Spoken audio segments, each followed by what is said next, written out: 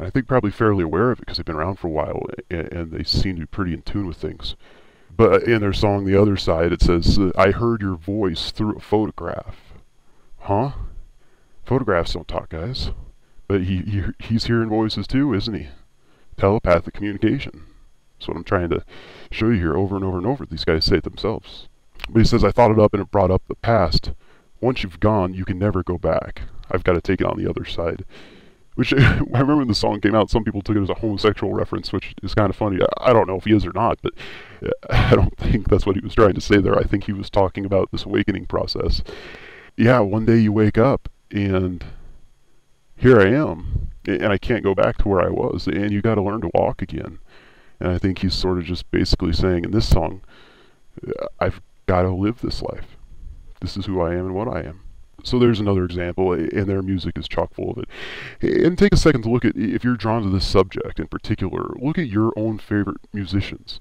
And then look how many times they reference angels. Many of them have songs named Angel, or Angels, or Talking to Angels, or just look at that for your own curiosity's sake. Because we tend to be drawn to music if we're drawn to the subject that does hit very much on this note.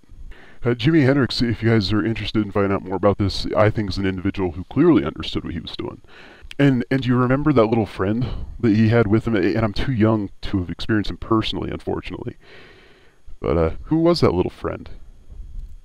An alien, maybe? Or an angel? It's the same thing, like I keep saying. But he's got his song Astro Man. If a 6 were a 9 refers to the 369 thing I was telling you about, which Tesla also figured out, has a quote that if people understood 3, 6, and 9 designed the universe, then they would really have a much better understanding of the workings of things, essentially is what he said. But Hendrix gets that too. But he's got a song, Astro Man. He talks about it a lot, and if you look for it, I'll try to put a link for it if I can find it. But I once saw an interview with him, and he says, we're trying to reach people on an entirely different level than they even understand. What's he mean? What's he mean? They're trying to save your soul, essentially, is what they're doing. Isn't that cool? That's who comes to save the day. Guys like Cobain, guys like Hendrix, guys like Dave Grohl, guys like Rob Thomas, certainly, I believe. Listen to his music. Listen to Let's See How Far We've Come by Matchbox 20. He's clearly telling everybody, I believe the world is coming to an end. Oh, well, I guess we're going to find out. That one's pretty clear to me, is word for word what he says in that song. But I'll move to another Hendrix song. Angel is the name of the song. Like I said, a lot of these guys have songs with Angel in the name. But we all know Hendrix was high as hell the whole time he was alive. That said, it's certainly what he says is consistent, I think, with most of these other guys. But he says, and I said, fly on, my sweet angel, fly on through the sky, fly on, my sweet angel, tomorrow I'm going to be by your side. Hendrix obviously knew he was going to die young. So did Cobain.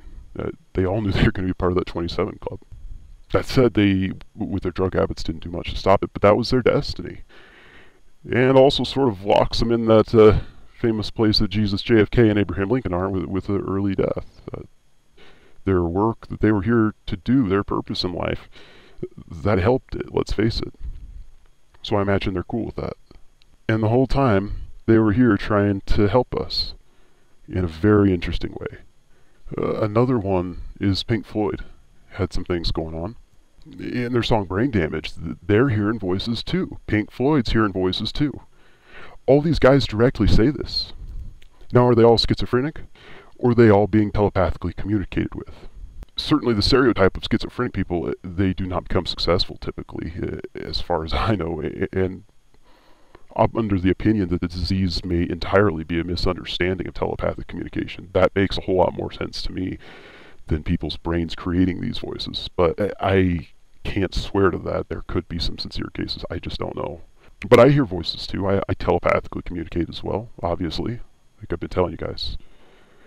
But in their song Brain Damage, they say, quote, there's someone in my head, but it's not me. What was he saying? What was he trying to tell us? He thinks he's nuts, obviously, in the song, but what happens when the voices check out? Psychically and making predictions and things like that. You know, you have to, as a logical person at that point, take them seriously. And that's because it's telepathic communication. But he goes on and says, you shout and no one seems to hear. He seems to be referring to the fact that he has to sing as well. And if the band you're in starts playing different tunes, what's he saying there too? If the band you're in starts playing different tunes, I'll see you on the dark side of the moon. What is he saying? What are they trying to tell us? And all this is always here, but most people can't connect that. Hardly anybody can, I found. And possibly not even the artists themselves. I'd be fascinated to know how many of them have made this connection. But Pink Floyd seems to be hearing voices as well, or telepathically communicating. Which one makes more sense to you? Which one's more logical? Are all of these people that we respected and we've enjoyed their music, and their music moves us, doesn't it? When you guys play these songs after you listen one time, it moves you. I'll bet you a lot of you get drawn away because you have to hear it right now. Or pull up in another window while you're listening to me. I got the chills as I say that. It's because it's not a human creation. It's an alien/angel creation. And it does amazing things to people, and it awakens them, enlightens them, and helps them change, because we all need to change right now. That's an opinion I have that's very strong. I'll put it that way, and a lot of other people do too.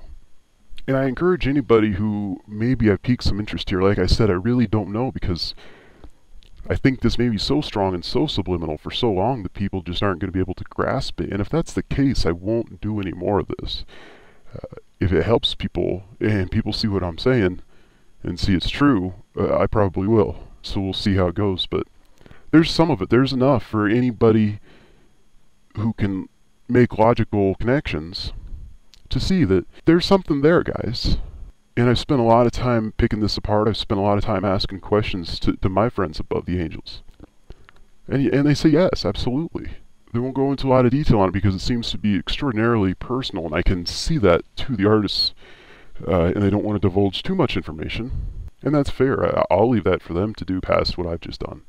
And I hope I haven't stepped on anybody's toes doing it. That said, I hope you hear my intentions in doing it, in knowing damn well that anybody who doesn't believe in this or is a skeptic isn't going to follow this past the first 2 minutes. And those of us who need to know that we're not alone are going to take some great comfort in knowing that these people that are well respected, attractive, desired, successful people in this world are wanting the same thing we are and have the same doubts that we do, because we all awaken and many of us are hybrids. And it feels real lonely at first, but that's changing. That's changing, and it's supposed to. But I think maybe this will help people see themselves as not so weird, not so embarrassed of who they are, and this fascination many of you have with this topic. Myself certainly, obviously included in that group. But I'll stop there, because this has gone way longer than I thought already it would. I ramble forever. What's hilarious is we all do. I get emails, and every single one of them is a freaking novel. And I write a novel back, usually, unless I'm under some time constraint, which has happened lately, and I really don't like that. But I'm going to work on a way to get away from that. You know, like I say, I think any person who considers himself logical and open-minded will take what I have to say. And if they're still doubtful, look into the rest of their music. I find that largely, if you listen to an artist who's been around for a while, you can hear them go through the awakening process in their music. Bright UFO at 4 o'clock, by the way, flashing at me. I should have brought my camera tonight. This is hilarious. Anyway. And if you aren't following me on this, you're not supposed to. So I guess just be respectful, and if you can, and if not, I have pretty thick skin at this point. Just remember, there is somebody on the other side of this, a real person who I'm a normal guy, everybody. Yeah, I'm an alien hybrid. Yeah, well, there's a lot of people who are, and a lot of special people who are. And we all sort of have our duties, and we always kind of know that, but apparently this is where I'm supposed to be right now, helping people find some answers. And I hope this does that. I hope this brings some solace to people that we're not alone, and we're in very good company, matter of fact. We're special.